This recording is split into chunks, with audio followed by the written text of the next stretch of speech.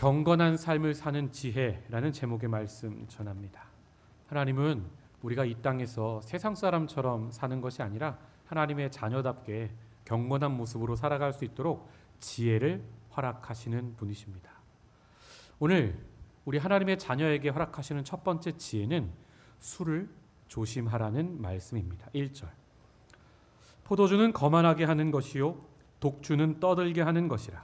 이에 미혹되는 자마다 지혜가 없느니라. 아멘.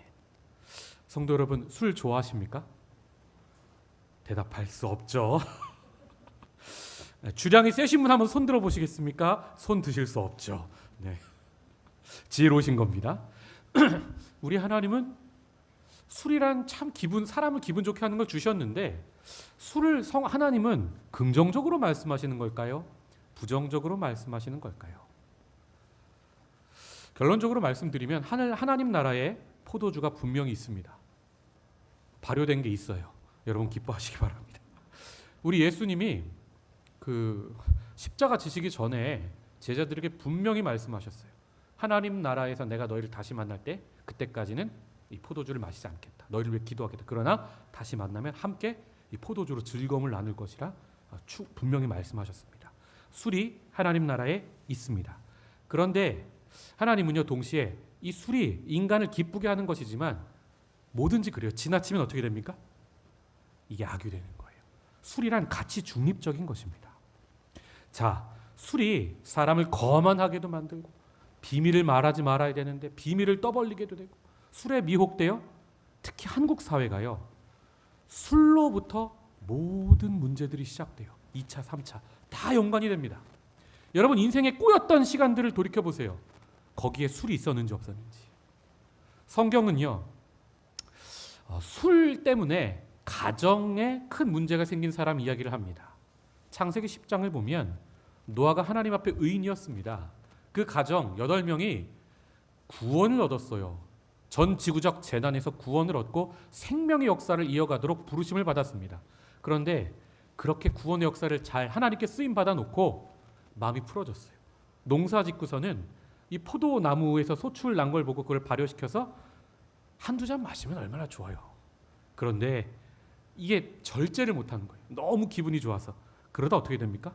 나체로 사다가 그 아버지의 장막에 새 아들이 들어왔다가 마지막 함이 결국 나중에 저주를 받죠.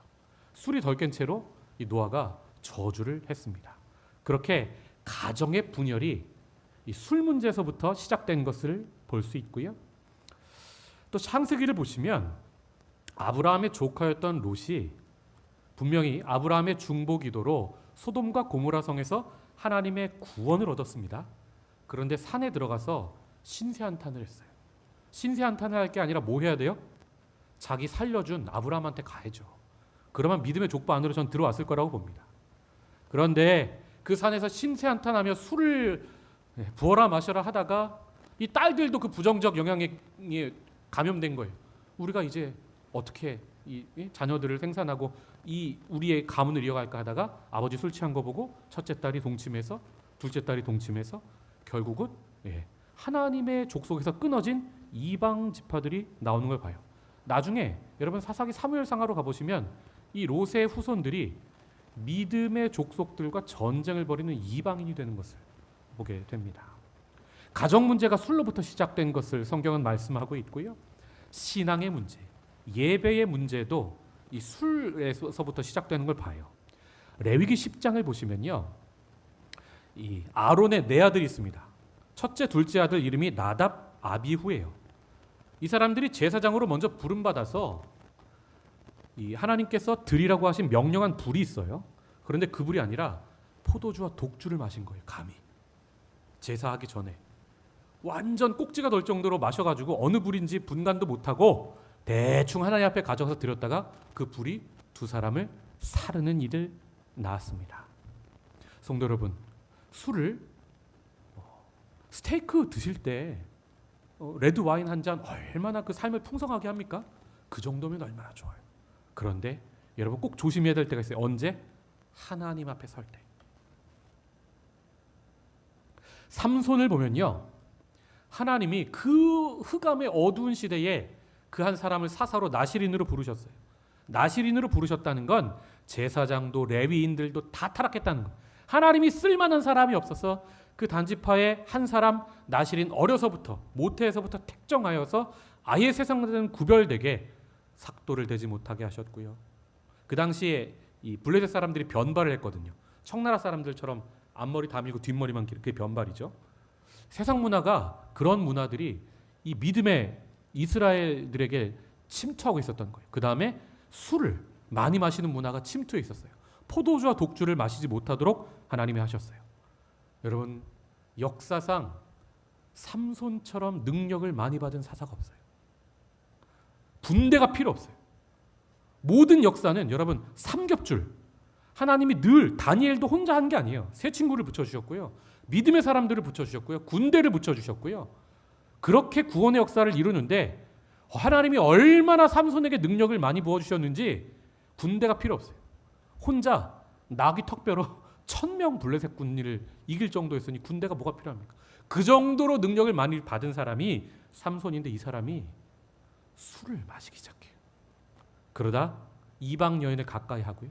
그러다가 절대 말아야 할 비밀, 나시린의 비밀을, 머리의 비밀을 말했다가 이 하나님과의 언약이 깨져서 결국 그가 두 눈이 뽑히고 마지막에야 두 기둥을 부너뜨리고 원수를 갚으면서 사사로서의 마지막 사명을 다하게 되는 거죠. 성도 여러분, 술이 우리의 사명, 하나님의 부르심도 그 자리에서 우리를 멀어지게 하는 기능을 하기도 한다 말씀하고 있어요. 또 사무엘상 25장을 보면 공동체를 위태롭게 하는데 술이 작용을 해요. 나발이라는 사람이 양털 깎는 날에 아마 부하들이 수십 명, 노예가 한 수백 명 됐던 것 같아요. 거하게 술을 마셨습니다. 근데 이제 다윗의 군대가 그 근처에 있어서 도적대들을 지켜줬거든요. 그 풍성한 잔치에 여러분 사울에게 쫓기느라 다윗이 얼마나 배가 고픕니까? 먹을 것 좀 나눠달라고 했는데 그냥 싫으면 싫다고 하지. 죄송합니다. 하면 되지. 욕을 해요 다윗에게. 다윗은 누구며 감히 그 주인의 품악에서 도망친 사람이 감히 이런 데게 나고 사울에게서 도망친 나쁜 사람이라는 욕을 했던 거예요. 다윗이 꼭지가 돌았습니다. 사무엘 25장을 보시면 다윗이 왜 그렇게 화가 났느냐? 첫째 배고팠고요. 여러분 당 떨어질 때 조심하셔야 됩니다. 배우자가 잘못한 게 아니에요. 내가 식사를 제때 했는지 돌아보셔야 되고요. 둘째로 호르몬을 조심하셔야 돼요. 내 호르몬 이상하지 않은지. 그때 자신의 멘토 사무엘이 죽었어요. 사무엘상 25장을 보면 다윗이 근데 그 장례식에 참석하지도 못하고 자기는 도망자니까 마음이 크게 상해 있는데 나발의 욕을 전해 듣고서는 크게 화가 나가지고 내일 아침까지 나발과 나발에 속한 사람들 중에 한 명이라도 살아있으면 내가 사람이 아니다. 여호와의 살아계심을 두고 맹세하고 죽이러 갑니다. 나발이 술 취해서 잘못된 말 한마디 해서 자기 가정을 완전히 몰살시킬 뻔했어요. 그때 지혜로운 아내 아비가일이 다윗을 막죠. 다윗의 잘못도 막고 나발도 막아요. 그러나 하나님이 그 나발의 잘못된 입술을 기억하시고 하나님이 치셔서 며칠 후에 그가 돌같이 죽어 되어서 죽는 것을 보게 되죠. 또 술은 나라 전체를 위태롭게 하기도 합니다. 다니엘서 5장을 보시면 벨사살 왕이라는 사람이 나와요. 이 사람이 이 귀족들 1000명을 모아서 나라에 잔치를 합니다. 그때 나라가 어려웠거든요. 백성들은 굶어 죽는데 이 백성들의 피로 짜낸 것 같은 술을 흥청망청 마시다가 이 술을 마시니까 사람이 과시하고 싶은 거예요. 여호와의 전을 무너뜨리고 예루살렘을 함락하고 가져왔던 술잔을 가져와서 거기서 포도주를 부어 마시다가 어떻게 됩니까? 손이 나와요. 하늘에서 손이 나와서 벽에다가 1000명이 다 보는데 글씨를 써요. 메네 메네 데겔 우바르신. 하나님께서 당신의 나라를 쳐서 무너뜨릴 것입니다. 나눌 것입니다. 라는 예언을 받게 되고 그 다음날 쿠데타가 일어나 벨사살 왕이 죽임을 당하는 것을 보게 됩니다. 반면에 술을 삼가해서 하나님 앞에 지혜를 얻은 사람이 있어요. 그 사람이 누굽니까? 다니엘서 1장의 다니엘이에요. 왕이 주는 그 고기와 제사 음식이었죠. 또 왕이 베푸는 포도주를 입에 대지 않겠다고 했어요. 이게 뭐예요? 나시린처럼 하나님 앞에서 거룩하게 살아보겠다는, 감히 포로가 소년이 그런 담대한 믿음을 고백해요. 그때 하나님이, 다니엘과 세 친구는요, 언어가 히브리어예요. 아람어고요. 근데 그 사람들이 이 바벨론 언어로 된 책을 어떻게 읽습니까? 그런데 그 나라의 가장 뛰어난 박수들, 미래학자들이죠. 학자들보다 하나님께서 10배의 지혜를 허락하셨대요. 누구에게? 하나님 말씀 기억하고 삶과 자신을 지키는 자들에게. 그런 은혜가 여러분에게 있으시기를 주님의 이름으로 축복합니다. 잠언 23장 29절은 술에 대해 이렇게 말씀하세요. 재앙이 누구에게 있느냐? 근심이 누구에게 있느냐? 분쟁이 누구에게 있느냐? 원망이 누구에게 있느냐? 까닭 없는 상처가 누구에게 있느냐? 여러분, 술 마시면 사람이 이상하게 다음날 일하면 어딘가 다쳐있죠. 네, 웃으시는 분들, 주여, 남편의 이야기인 줄 믿습니다. 붉은 눈이 누구에게 있느냐? 다음날 일어났는데 눈이 빨개요. 술에 잠긴 자에게 있고 혼합한 술을 구하러 다니는 자에게 있느니라. 포도주는 붉은 잔에서 번쩍이며 순하게 내려가나니. 기분이 좋죠. 너는 그것을 보지도 말지어다. 아멘. 사랑하는 성도 여러분, 제가요 그 신앙생활하면서 여러 교회에 있어봤는데 술에 있어서 정말 지혜로운 한 성도님을 만난 적이 있어요. 이분이 의사분인데, 여러분, 한국 그 술 문화가 참 더럽습니다. 근데 그 중에 제일은 의사, 레지던트 시절 장난 아니래요.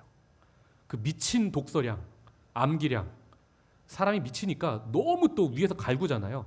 술로 스트레스를 그렇게 미친 듯이 푼대요. 근데 이분은 나는 신앙인이야, 예수님 믿어, 그렇게 못 마실 것 같아. 이분이 어떻게 했냐면요, 이분이 소망교회 청년부 회장 출신이에요. 대학부 회장 출신이고. 하나님 앞에 어떻게 서원을 했느냐? 술 한 잔만 받고 그 이상은 마시지 않겠습니다 했어요. 딱 맥주 한 500cc인가요? 딱 받아놓고 의사들이, 레지던트들이 밤을 새서 노는데 그거 한 잔 가지고 그냥 짠짠짠짠 하면서, 여러분, 세상에서 영향력을 잃어버리지 않으시려면요, 술자리 도망가시면 안 돼요. 그 자리에 가서 그거 하나로 6시간을 버티는 것도 대단한 능력입니다, 여러분. 그리고서는 끝까지 기분 좋게 다 맞추고 노래방에서 노래도 부르고, 그리고 완전히 술에 취해가지고 막 이렇게 실신한 사람들 하나하나 택시 태워가지고 집에 다 보내고. 이분이 그 레지던트 모임에서 너는 정말 대단한 사람, 너는 정말 예수 믿는 사람이야라는 인정을 받으시더라고요.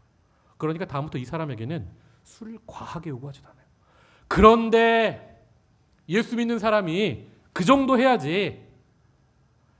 예수 믿는 사람이 직장에서 야 오늘 한 잔 어때? 주동자가 되고, 회식하는데 가가지고 내가 부어라 마셔라 따라주고.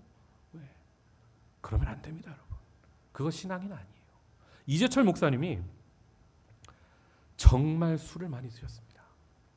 이재철 목사님이 담배를 정말로 많이 피셨어요. 그러다가 이렇게 나중에 건강 이상이 오시기까지 하셨죠.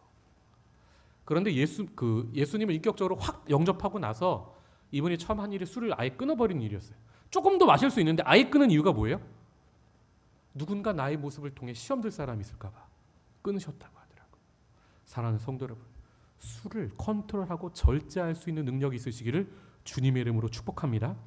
그것이 오늘의 시대를 사는 우리에게 주시는, 경건한 삶을 살기 위해 우리에게 주시는 하나님의 첫 번째 지혜입니다.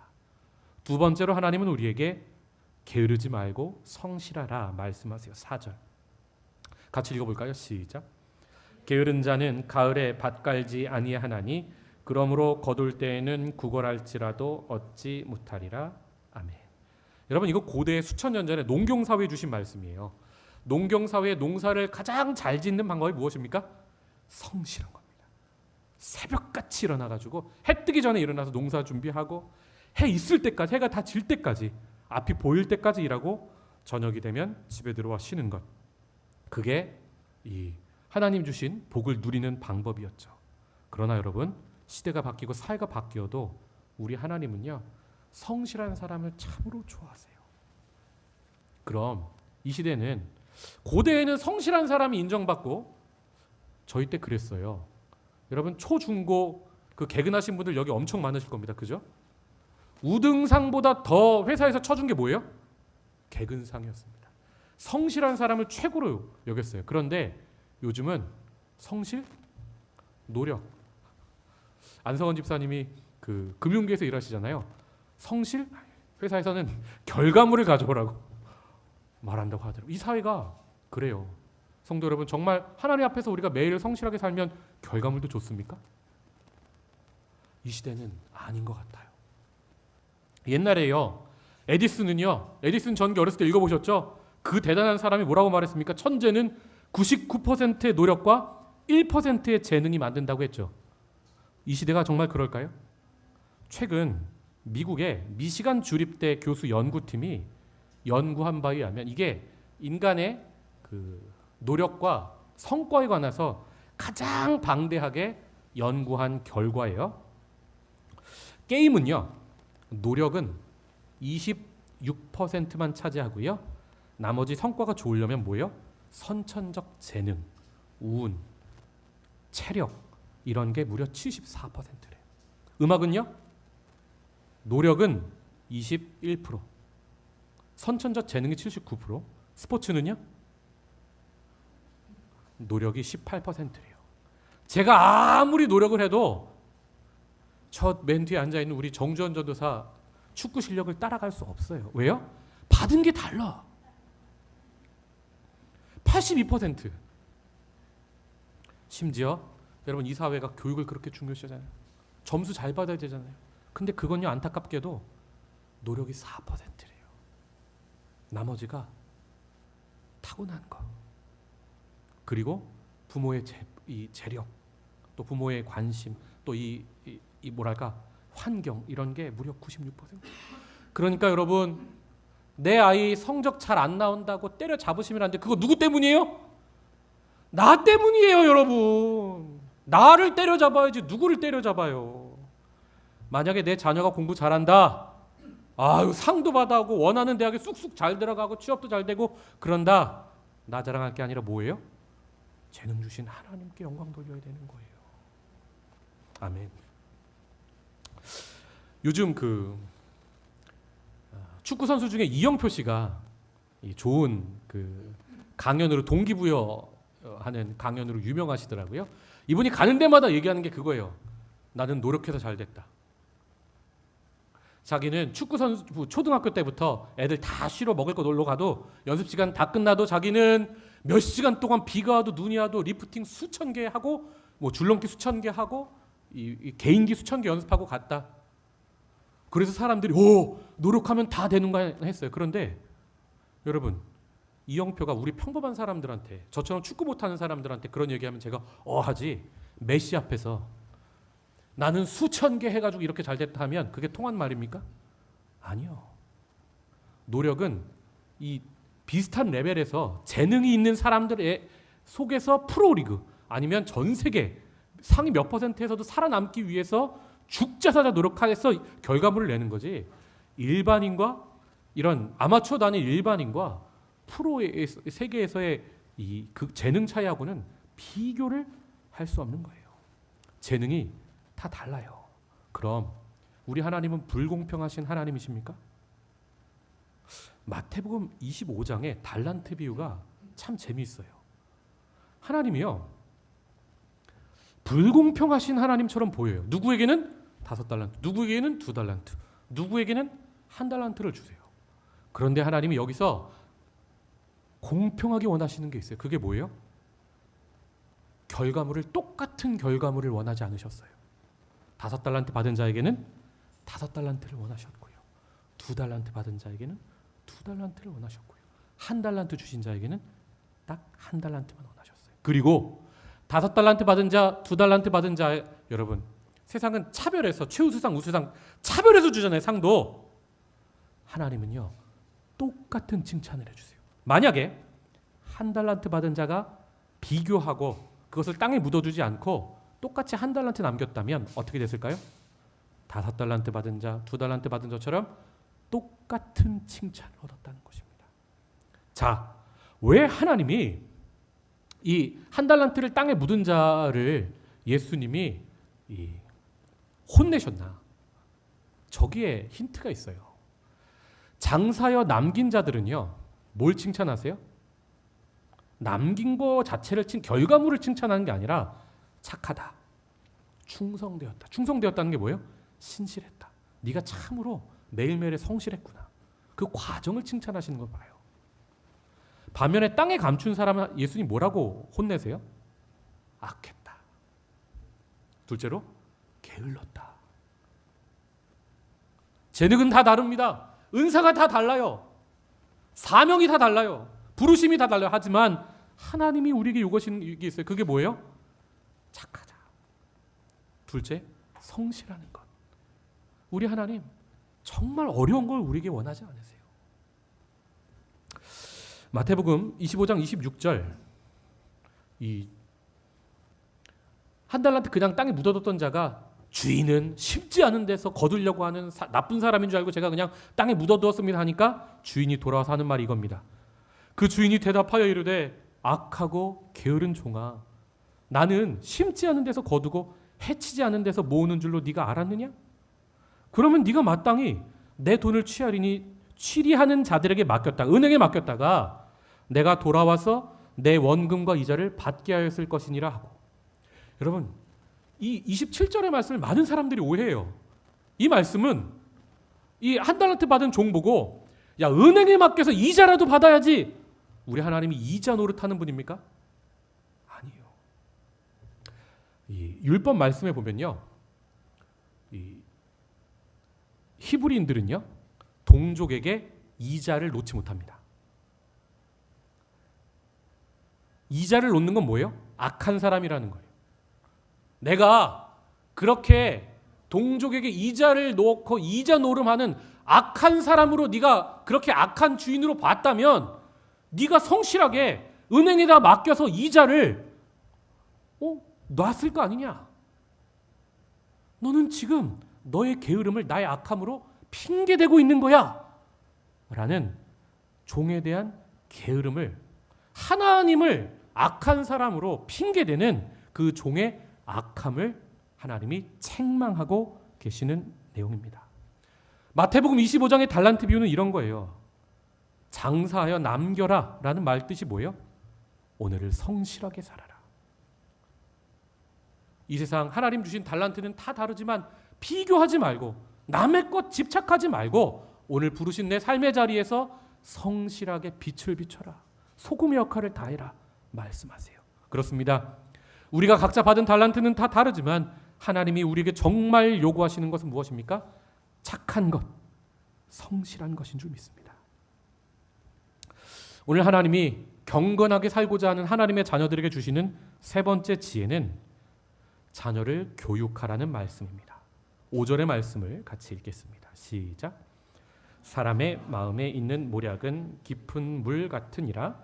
그럴지라도 명철한 사람은 그것을 길어내느니라. 아멘. 우리 안에 모략이 지혜가 있대요. 근데 그것을 끄집어내서 길러내라고 말씀하세요. 여러분, 교육은요 밖에 있는 지식을 안으로 집어넣는 게 아니고요, 에듀케이션의 말뜻이요, 이가 바깥이라는 뜻이고요, 뉴카레가 끄집어내다예요. 안에 있는 걸 밖으로 끄집어내는 게 교육입니다. 즉 뭐예요? 하나님이 우리에게 선한 양심도 주셨고요, 그 선한 양심 따라 살 수 있는 성실한 마음도, 선을 사랑하는 마음도 우리에게 주셨어요. 이 세상을 살아갈 수 있는 지혜를 주셨다는 거예요. 그거를 끄집어내어서 개발할 수 있도록 우리가 돕는 것, 그것이 에듀케이션, 교육이라는 것입니다. 그런데 여러분, 에듀케이션 할 때 가장 어려운 게 있어요. 그게 뭐예요? 끄집어내는데 시간이 오래 걸려요. 우리나라 사람이 제일 못하는 게 기다리는 거예요. 제 신학대학원 동기들 중에 미국에서 이제 공부하시는 박사학위까지 하시는 분들이 있어요. 석사 마치고 박사 올라가면 이제 또 영어 점수를 내야 돼요. 근데 그 영어 점수를, 미국에서 공부하는 사람들도 영어가 딸리잖아요. 그럼 어떻게 하는지 아세요? 점수 만들려고 한국에 와서 강남 어학원에 등록해요. 한 2달 빡세게 공부해가지고 점수 만들어가지고 그 점수 미국에 가가지고 내더라고요. 우리 한국 사람은 단기간에 어떻게든 성과를 내는데 주입식으로 다 집어넣어서 때려 넣어가지고 어떻게든 결과물을 만들어내는데 익숙해요. 그 반대말은 우리는 기다리는데 익숙하지 못하다는 거예요. 에듀케이션에 익숙하지 못해요. 특히 내 자녀 교육하는데 그 안에 있는 지혜가 이렇게 분출될 수 있도록 돕는 게 여러분 쉽습니까? 여러분 방학인데 애 붙잡고 이 수학, 영어 교육 해보셨어요? 속이 미어 터지죠. 속이 미어 터집니다. 그러니까 돈 주고 선생님 하는 게 낫지 괜히 부모와 자녀 사이 악화됩니다. 여러분 배우자 사이에 절대 하지 말라는 게 뭐예요? 운전 가르치는 거예요. 왜요? 운전 가르치면 사이가 안 좋아져요. 그만큼 우리는 이 안에 있는 능력이 밖으로 분출되는데 기다려주질 못해요. 그러나 여러분 시간이 오래 걸릴지라도 성실하게 신앙을 교육하고 그 자녀의 달란트가 발휘될 수 있도록 노력하는 것, 그것이 우리가 해야 할 일입니다. 1900년대에 미국 뉴욕시의 교육위원회의 그 멤버 중에 엘버트 윈십이라는 사람이 있었어요. 이 사람이 띄워주시겠어요? 교육과 유전에 관한 연구라는 굉장히 긴 시간에 걸친 연구를 한 적이 있어요. 이걸 뭐 한 거냐? 신앙인과 비신앙인의 이 가문이 자녀들이 이 뒤에 어떻게 되든지를 추적 조사했습니다. 먼저 신앙인의 표본으로는 프리스턴 대학교를 설립하신 이 청교도 신앙의 대표인 조너던 에드워즈의 후손을 오랫동안 조사했고요. 비신앙인, 예수 안 믿는 사람의 대표로는 동시대 뉴욕에서 술집을 운영해서 엄청난 부자가 된 맥스 주크라는 사람의 후손을 추적 조사했습니다. 먼저 불신자였던 주크는 불신자와 결혼해 이 쾌락을 즐긴 흥청망청한 삶을 살았고 그의 자녀들은 부부 갈등, 가정 폭력에 방치된 채 성장을 했습니다. 그 자손 1026명을 연구한 결과 300명은 요절, 일찍 죽었고요. 100여 명은 한 번 이상 교도소에 수감된 경험이 있고요. 정신병자와 알코올 중독자가 58명이 나왔고 매춘부가 65명, 정부 보조를 받아서 사는 극빈자가 286명이 나왔습니다. 반대로 조너던 에드워즈는 기독교인과 결혼해 청교도의 신앙을 따라 정말 경건한 삶을 살았어요. 가정 예배를 통해 자녀들을 신앙으로 경건하게 양육했어요. 그의 자녀 729명을 연구 조사했는데 300명의 복음 전도자가 나왔고요. 선교사와 목사가 116명, 교수가 65명, 대학의 학장이 13명, 작가가 60명, 국회의원이 3명, 부통령이 1명이 나왔습니다. 경건한 신앙생활이 내 삶에만 영향을 미치는 게 아니라 어떻게 됩니까? 3대, 4대, 나중에는 1000대까지 영향을 미칩니다. 사랑하는 성도 여러분, 내가 경건하게 살고 경건한 가문을 이루고 그리고 내 경건한 하나님을 경외하는 지혜와 지식을 자녀에게 가르치는 것, 그때 하나님의 복이 대대손손 임한다. 연구 결과는 말하고 있어요. 네 번째로 경건한 삶을 살고자 하는 자들에게 주시는 지혜가 하나님 앞에서 살아라 라는 말씀을 주세요. 오늘 8절과 9절의 말씀을 같이 한번 읽겠습니다. 시작. 심판자리에 앉은 왕은 그의 눈으로 모든 악을 흩어지게 하느니라. 내가 내 마음을 정하게 하였다. 내 죄를 깨끗하게 하였다 할 자가 누구냐. 아멘. 왕의 눈은 분별력, 판단력, 통찰력을 의미하죠. 비잔틴 시대에 이게 한 6세기경의 그림입니다. 그림이 무섭다고 놀라지 마시고요. 이게 예수님의 모습을 그린 건데요. 자세히 보시면 오른쪽하고 왼쪽이 표정이 달라요. 눈이 달라요. 왜요? 한쪽은 심판자로서의 권위와 위엄, 감시하시는 하나님, 전능한 하나님을 나타내고요. 다른 한쪽은 따뜻한 죄인을 위해 십자가 져주기까지 사랑하는 보호하시고 지켜주시는 예수 그리스도. 이 두 모습을 하나의 그림에 담았기 때문에 이 왼쪽과 오른쪽의 그림이 다르대요. 그런데 동일한 거 한 가지는 있어요. 그게 뭐예요? 눈이 커요. 눈이 크다는 게 그분의 통찰력, 그분이 불꽃 같은 눈동자로 온 인류를 지켜보고 계신다는 것을 시각화한 것입니다. 성도 여러분, 우리는 하나님 앞에서 살아가요. 그런데 세상을 살 때 우리가 억울한 일 당하고 믿음 지켰는데 막 힘든 일 겪고 그러잖아요. 그때 어떻게 됩니까? 하나님 앞에 산다는 건 첫째 담대하다는 거예요. 바울이요, 고린도전서 11장 1절에서 이런 말을 합니다. 내가 그리스도를 본받는 자가 된 것 같이 너희는 나를 본받는 자가 되어라. 바울이요, 고린도 교회 때문에 평생을 속썩였습니다. 목사 맞냐? 설교는 왜 이렇게 잘하냐? 못하냐?